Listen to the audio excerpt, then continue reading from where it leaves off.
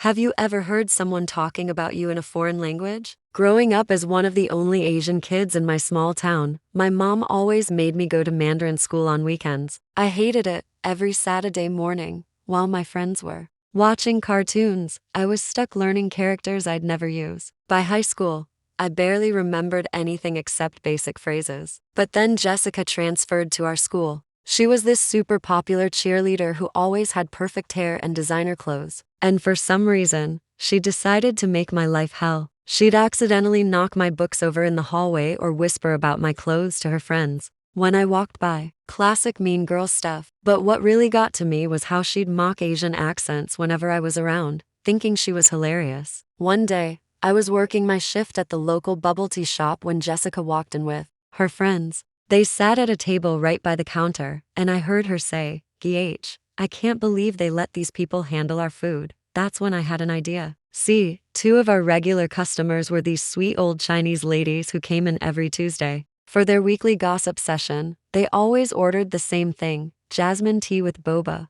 half sugar. The next time Jessica came in, I waited until Mrs. Wu and Mrs. Zhang were there, as Jessica ordered. I spoke to them in my rusty Mandarin, loud enough for Jessica to hear. "This girl at school loves making fun of Chinese people. She thinks we can't understand her." Mrs. Wu's eyes lit up with mischief. For the next 20 minutes, they had the loudest conversation in Mandarin, pointing at Jessica and laughing. Jessica kept glancing over nervously, clearly uncomfortable. This became our weekly routine. Every time Jessica came in, I'd tell the ladies something new about her, how she cheated on her math test, or how her designer bags were actually fakes from the mall. They'd react dramatically, gasping and giggling. Jessica started coming in less and less. When she did, she'd grab her drink and practically run out. But then came the day of the big cheerleading competition. Jessica and her whole squad came in for pregame bubble tea. Mrs. Wu and Mrs. Jen were there as always. This time, though, Jessica marched up to me and said in broken Mandarin, "I know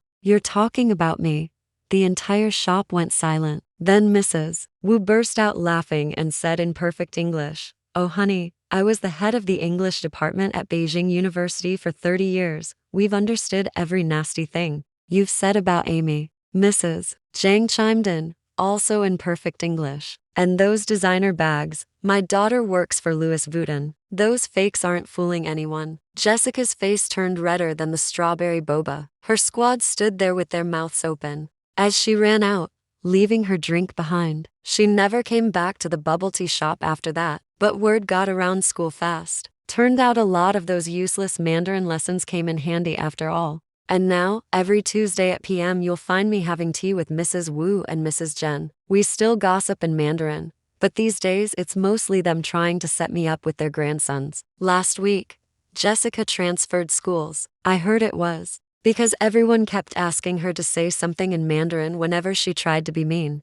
"It's just a small dinner," my dad said when I wasn't invited to my sister's engagement party. I showed up anyway. Halfway through, my parents left laughing. A waiter dropped a $10,000 bill with a note. "Time to prove you're not extra." I just sat. That night, I froze every account with my name on it. 72 hours later, 5 voicemails, 33 missed calls. "It's just a small dinner," my dad said. That's what he called it when I found out I wasn't invited. My sister's engagement dinner and event, with printed menus, reserved tables, and a live cellist. Just a few people. Don't take it personally. Like exclusion could ever be casual. Like omission wasn't the sharpest kind of message. I wasn't supposed to know. I found out from a coworker. His niece posted it on Instagram, tag after tag. Everyone smiling. Champagne glasses raised in front of gold foil balloons. My mom in the middle of it, all beaming. My dad. I'm around my future brother-in-law. Even my old piano teacher was there, but not me. I waited for someone to mention it. A text, a call, anything. Days passed. Nothing. So, I called. "Hey, heard there was a dinner for Lindsay. Engagement thing." My dad didn't skip a beat. "Oh, that. It was nothing. Just a small thing. Didn't think you want to drive all that way for a quick bite." A quick bite? $10,000 in catering and private venue lighting. But sure, just a bite. I thanked him for letting me know. He chuckled. Next time yet, I hung up, smiled at my reflection in the black screen, and made a decision. I was going not to crash it, not to make a scene, just to see. I wanted to see with my own eyes how invisible I had become. I arrived during dessert.no announcement, no knock. I walked through the side entrance, quiet, unnoticed. They were midway through speeches. My sister was laughing, holding a glass of champagne in one hand, Mark's fingers laced through the other. My seat, the one I hadn't been offered, was filled. No empty chairs, so I stood near the back. A few people noticed. They nodded, awkward smiles, unsure if they'd forgotten to greet me or if they weren't supposed to see me at all. And then something happened that I still don't understand. My parents got up mid-toast and walked out, laughing. They didn't say goodbye, didn't acknowledge me. They just turned, brushed past me like I was a waiter with an empty tray and disappeared through the lobby. A few minutes later, a man in black approached. A waiter, nervous, clutching a folded bill. He handed it to me like it was a summon. "Sir,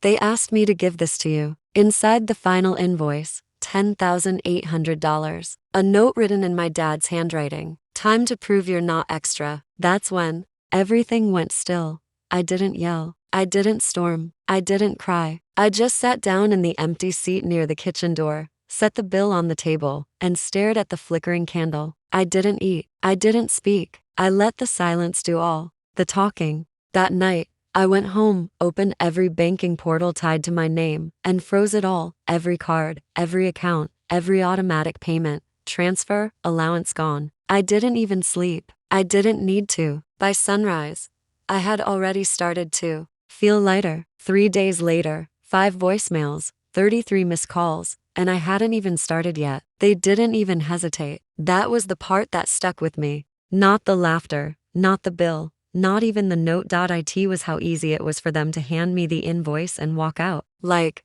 this was the plan. Like, I'd been cast in a role I didn't audition for. Provider, prop, background. And when the curtain dropped, they didn't even bother to clap. I spent the next 72 hours awake, not spiraling, calculating. I pulled up old banking records, transfers, Venmo notes, Amazon receipts, little things at first, a streaming account here, a car payment there, the engagement ring bought with my credit labeled discreetly as work expense. But the further back I went, the uglier it got. The backyard remodel gifted to them for their anniversary. That was me. The catering deposit for my cousin's wedding. Me again. The down payment on the beach house we all chipped in for. Spoiler, I was the all. It wasn't just recent. This wasn't new. They had been draining me for years, and I let them quietly, willingly, believing that if I just gave a little more, they'd finally let me sit at the table. But I never got a chair. I got the check. It hit me hardest when I found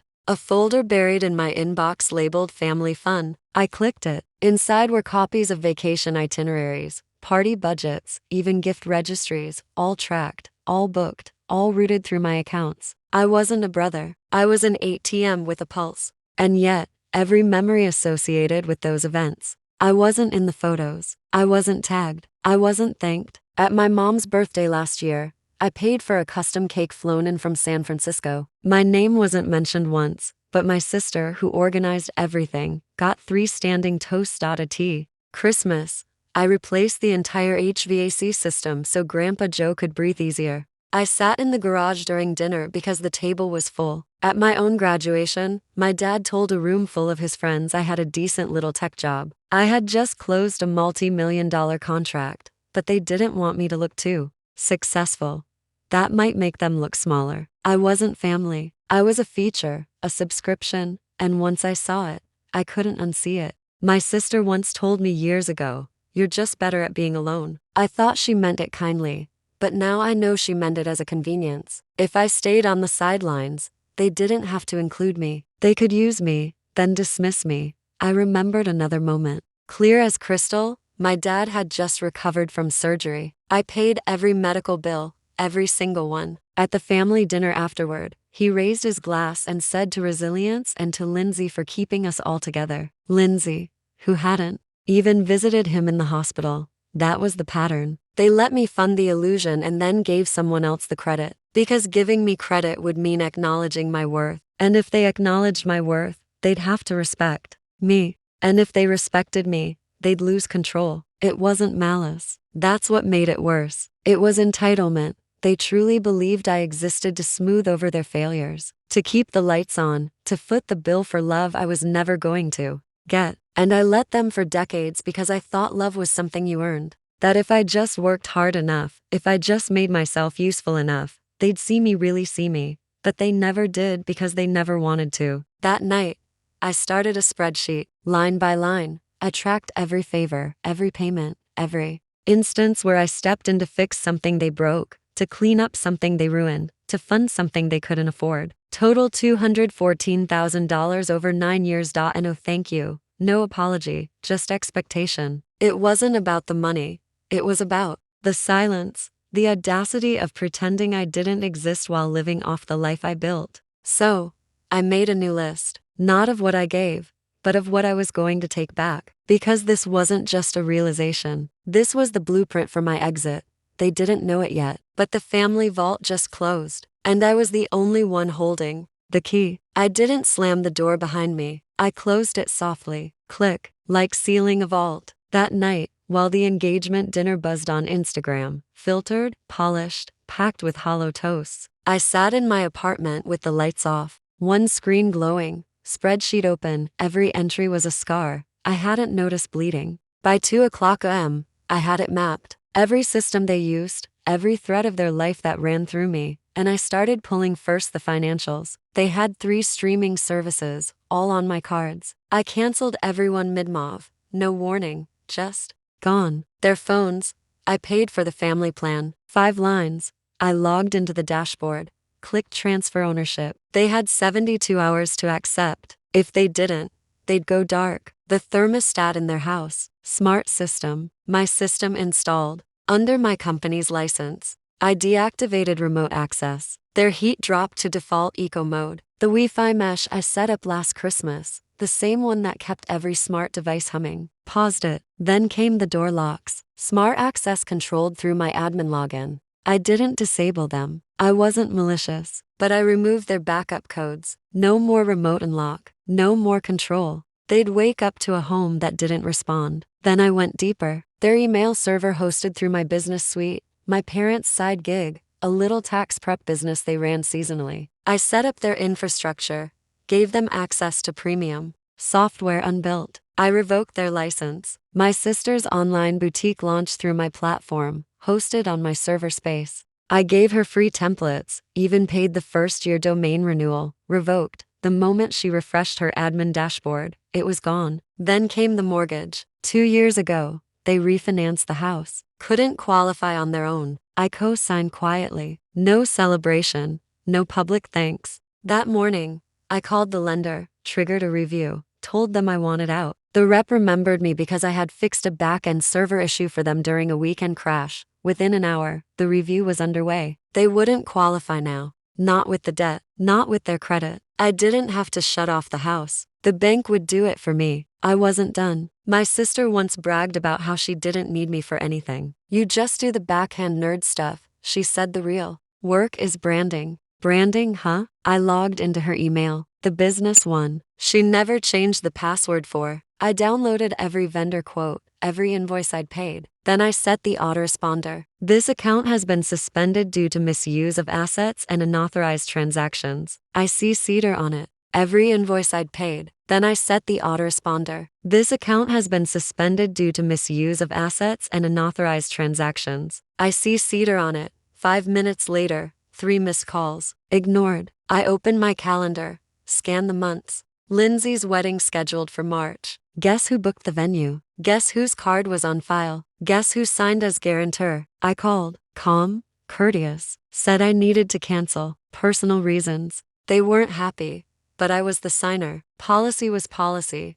They offered a partial refund. I took it. The wedding was now a garden party without a garden and no place to park the band. At 10:17 a.m., the first wave hit. A text from Dad. Phones is not working. Fix it. No greeting. No question. I replied, you said I was extra. Consider this a deduction. At 11:22 a.m., my mom tried calling from her friend's phone. I let it ring. She left a voicemail. Why are you doing this? You're being cruel. Cruel? No, Cruel was smiling while I picked up the bill and pretending it was my privilege to be used. Cruel was letting me show up with gifts and leaving me off. The group photo, Cruel was handing me a $10,000 dinner bill and walking away laughing. I wasn't being cruel. I was being precise. By noon, they knew, not guessed. Knew, because my sister posted it on her story. A black screen, white text. Never rely on people who think silence is revenge. I reposted it with my own caption. Sometimes,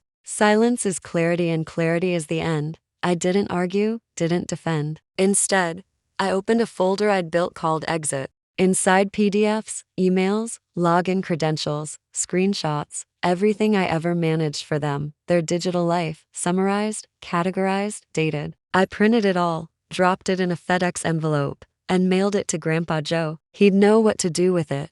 He always knew. At 3:47 p.m., my sister called 12 times in a row, then sent one text. Did you cancel the wedding venue? I replied, you didn't invite me. I didn't reserve it for you.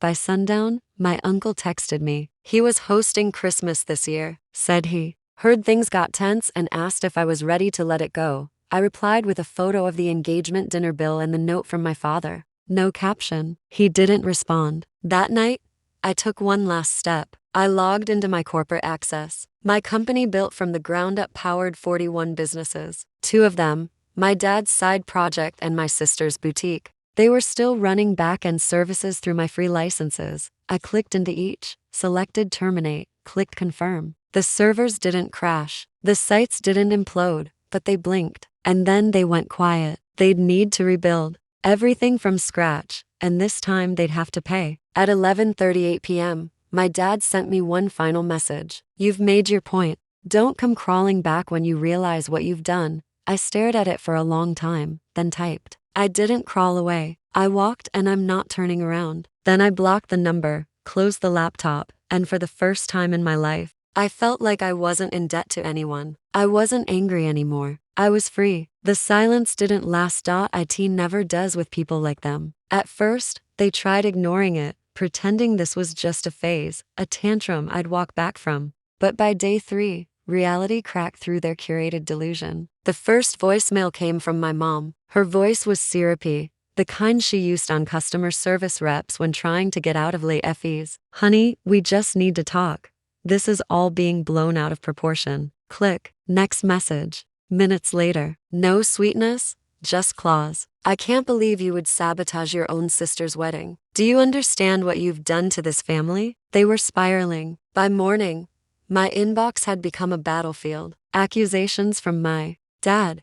Guilt-drenched pleas from my sister. Even Aunt Karen chimed in from the cheap seats. Whatever happened, blood is blood. You don't just disappear. I didn't reply. They weren't reaching out to fix anything. They were trying to reset the narrative because if they couldn't make me the villain in public, they'd die trying to paint me one in private. Then came the escalation. At 2:11 p.m., I got a text from my mom. The electric bill bounced. Did you cancel the auto payments? I didn't answer. For minutes later, we can't live like this, Mason. We're not used to being punished for asking for help. Help. You call it help when you don't ask. You call it help when it's stolen. I stared at the text, wondering how long they'd lived in that twisted version of reality. How long they'd survived on the illusion that my silence meant consent and my money was communal. By day 5, they stopped pretending to be wounded. They turned vicious. My sister posted a carousel of wedding photos from a backup ceremony they'd thrown in someone's backyard, captioned,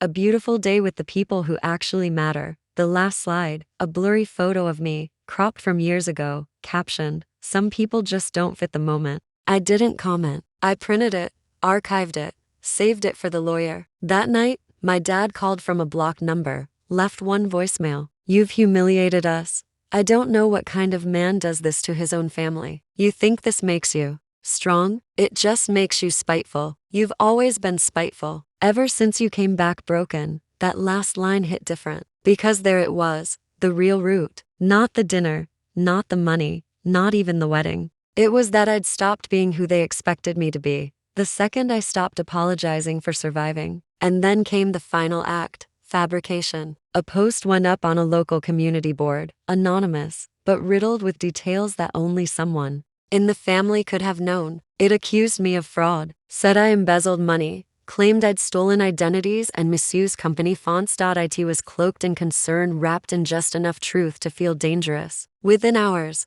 I got an email from a colleague. Hey, someone's spreading weird stuff about you. Just a heads up. I knew who it was. Not Lindsay. Too impulsive. Not my mom. Too careless. It was Dad. The same man who once told me real men protect their family no matter what. He was protecting the lie. I called my lawyer, sent him screenshots, the voicemail, the post. He didn't even hesitate. We're moving forward with defamation and cyber harassment. 2 hours later, I got a final group text from the family chat I hadn't opened in months. You've destroyed us. All for what? A little self-righteous pride. You'll regret this. Families are forever. But the shame, it'll follow you. I left it and read. But I opened a new note on my phone, typed one sentence. They don't miss me. They miss the version of me that kept them from drowning. They don't know it yet, but that version of me, he's gone and he's never coming back. I didn't need revenge. I just needed the truth to breathe. For years, they operated in silence, mocking me behind closed doors, rewriting every narrative, twisting every scene until I looked like the bitter one. But when you stop funding the illusion, the masks fall fast. I didn't go to war. I clarified. The record, the balance didn't just shift. I stopped carrying it. Screenshots, invoices, voicemails, the engagement dinner bill with my father's handwritten insult. Time to prove you're not extra. A PDF of the venue cancellation confirmation stamped with my name. The photo of my sister's wedding cake paid by my card labeled thank you. Mason in email, but never once mentioned aloud. I dropped it all in a secure folder, sent it to my lawyer and then to one more person, a journalist, not some tabloid scavenger, a respected voice who had written once about invisible family roles and financial manipulation among adult children. Subject line: You wanted a case study? She responded in 15 minutes. The article dropped 3 days later. It wasn't vindictive. It wasn't dramatic. It was clinical, clear, unflinching. It told the story of a man erased in plain sight, of the child who paid for everything and got nothing, of the family that laughed while holding out their hands. It never mentioned names, but those who needed to know, they knew. And the reaction was wildfire. DMs from strangers, comments, messages from people who said, "This is my life too." Even my cousin Ellie texted me. Finally, someone said it. That same night, my mom called 37 times. No answer. Then she left one voicemail, whispers sobbing. I don't understand why you'd want to hurt us like this. Hurt you? You were fine when I was bleeding out in silence. You only started crying when the lights came on. My sister posted a response, a wall of text filled with buzzwords. Trauma, forgiveness, miscommunication, boundaries. She claimed I was exaggerating personal events to gain sympathy from strangers. She ended it with, "We love him, but we can't support his version of the truth." I replied with one photo, the bill, the note, 10,000. Time to prove you're not extra. No caption, no filter, just reality. 2 hours later, my dad texted, "Are you proud of this? You made us into monsters." I stared at the message and finally replied, "I didn't make you into anything. I just stopped hiding what you already were." That was the shift. The balance didn't just tip, it snapped. And for the first time in my life, the weight was no longer on my shoulders. It was on theirs, where it always belonged. They came to my door like ghosts. Not angry, not screaming, worse, polite, like nothing ever happened. My mom wore that same expression she used at funerals, eyes damp, but makeup intact. My dad stood behind her, hands folded, jaws set like he was bracing for applause after a tragedy he caused. And my sister, she didn't come inside. She stood at the edge of the driveway, arms crossed like a teenager who'd been made to apologize. Maya opened the door, didn't invite them in, didn't have to. I was already standing in the hallway, watching, waiting. My mom started first, like she'd rehearsed every word. We just wanted to talk, to explain, to clear the air. I didn't move. She kept going, said they'd been under pressure, that things had spiraled, that they didn't know how much I was doing, and never meant to make me feel excluded. Then the punchline, "We're family." That word again, the same one they used when they wanted something. I stepped into the light, looked at them, looked at the woman who gave my seat away for hardwood flooring, discounts, at the man who told me to prove I wasn't extra, at the sister who turned my silence into currency and spin it like a credit line, and I said, "You didn't lose a dinner. You lost me." My dad tried to speak. "Come on, son, don't do this. Let's not make this permanent." I cut him off. "It already is." He flinched, not from volume. I never raised my voice. From finality. My mom's hands trembled. "We can't go on like this. It's tearing us apart." I nodded. "That's the point." She cried. "Real tears this time." But they weren't for me. They were for what I used to be. For the son who paid and stayed quiet. For the silence they mistook for safety. For the version of me who kept showing up even when the door was locked from the inside. "You really won't come back," my dad whispered. I stepped closer. Calm, cold. "I never left. You pushed me out. I just stopped knocking. And then I ended it." I didn't walk away from my family. I walked away from the people who convinced me I didn't belong in it. They didn't respond. There was nothing left to say. They turned around, got in the car, and drove away. No goodbye, just gone. The house was quiet when I stepped back in. Maya was waiting with 2 mugs of tea, untouched on the counter. I sat down across from her. She asked, "Do you feel better?" I shook my head. "No, I feel